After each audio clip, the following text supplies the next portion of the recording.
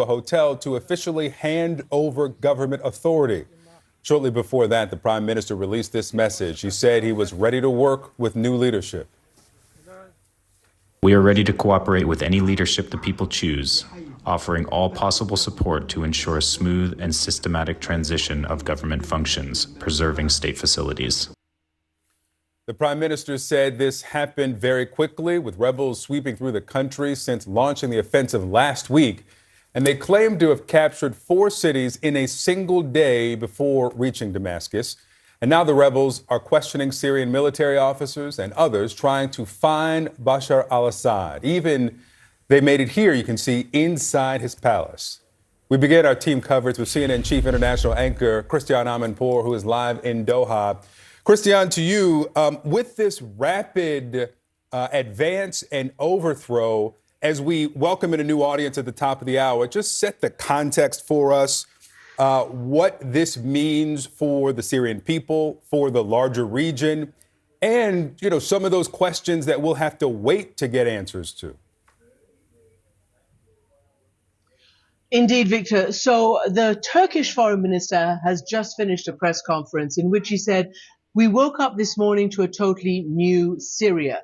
The Assad regime has fallen. It's over." This wasn't just 50 years of dictatorial rule. It was one family rule that had a lock on Syria for the last 5 decades. And this all spiraled and started back in 2011, about 13 years ago, along with the Arab Spring, when the Syrians, young Syrians in the town of Deraa tried to, protest the Assad government. They weren't even calling him to be overthrown by that. And they just wanted democracy, freedom, the kind of things young people want. The Assad regime reacted very strongly and brutally, and that's what's launched this 13-year civil war.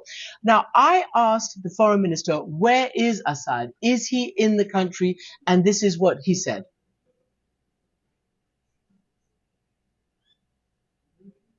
Okay, apparently you don't have that. Apparently you don't have the soundbite, but what he actually said was, I can't comment. And then under pressing from me, he said, I think he's probably now out of the country. So that is what they think. Now, Turkey is a big backer of the anti-Assad forces.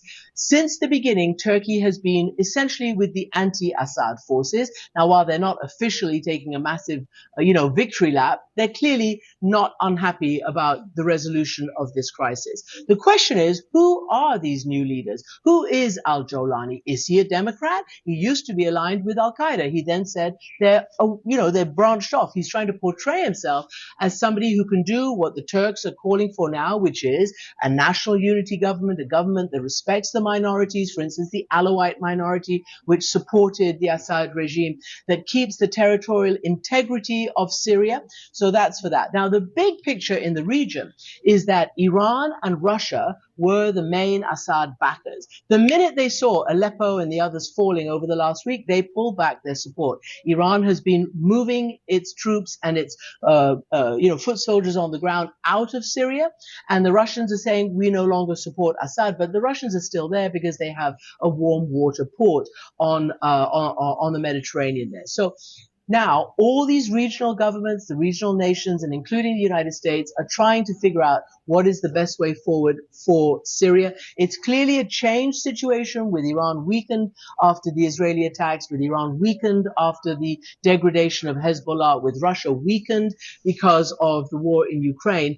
And none of these big backers, who for 13 years had invested in Assad against the people of Syria, none of these backers are willing to go out on a limb for him. So it's a new day in Syria, and we're not sure how it's going to turn out, but we're certainly going to keep watching.